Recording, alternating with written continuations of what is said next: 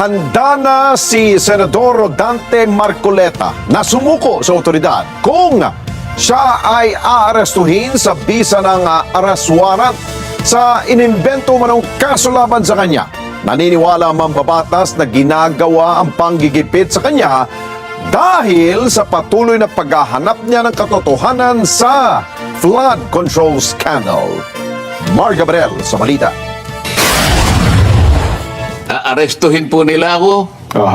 Muli po akong nagsasabi na ako po'y sasama sa kanila ng buong pagpapasakop. Matapang na haharapin ni Senator Dante Marcoleta ang mga gawa-gawang kaso na isinampalaban sa kanya.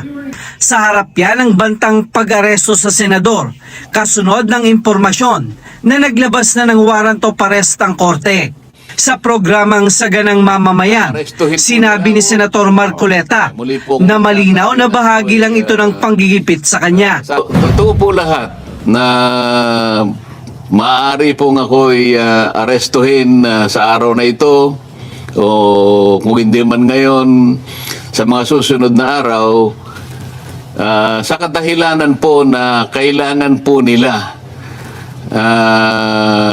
na magkaroon po ng katiyakan na yun pong pag-iimbestiga, yung pagsisiyasat doon sa napakalaking nakawan na nangyari sa kasaysayan ng ating bansa ay tuluyan ng malimutan. Ito lamang ang paraan nila para wala na pong magtatangka na masugid na gagawa ng kanyang tungkulin na tukuyin saan man tayo makarating. Tukuyin ang lahat ng mga taong nasa likod ng napakalaking nakawan na ito sapagkat sila po ay nakagawa hindi lamang ng kataksilan sa bansa, kung hindi napakalaking kasalanan po sa inyo. Lahat po ng mga taong binoto ninyo na nasa likod po ng pagnanakaw na ito, sila po'y pinagtiwalaan ninyo. Ngunit, sa halip po ng pagtitiwalang yon, ay ninakawan po kayo. Harap-harapan po, kagaya ng sinasabi namin.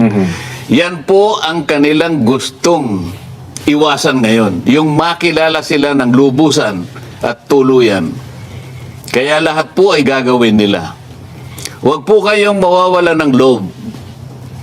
Alam ko po na ito'y pansamantala lang. Alam ko pong hindi magpapabaya ang Panginoon Diyos. Git pa ni Marcoleta, pilit na pilit ang kasong plunder at indirect bribery na isinampa sa kanya.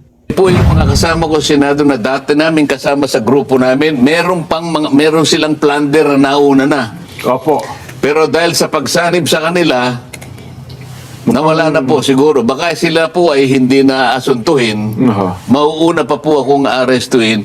Doon sa mga kasama namin dati na nangako na magiging intact kami. Walang hiwalayan, walang maghuhudas.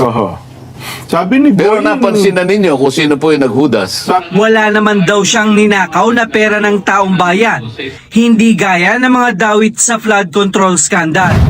Pero ako, invento lang. Walang kaugnayan po sa public funds. Wala po akong ninakaw. Ang tanging kasalanan ko lang po sa kanila. Sa kanila, hindi sa taong bayan. Ay yung pilitin ko po na ituloy ang pagdinig diyan sa flood control projects, anomaly na yan. at mapanagot kasi At mapanagot pati silang lahat. Mapanagot ang nasa likod talaga. Nasa sa kanila po yun.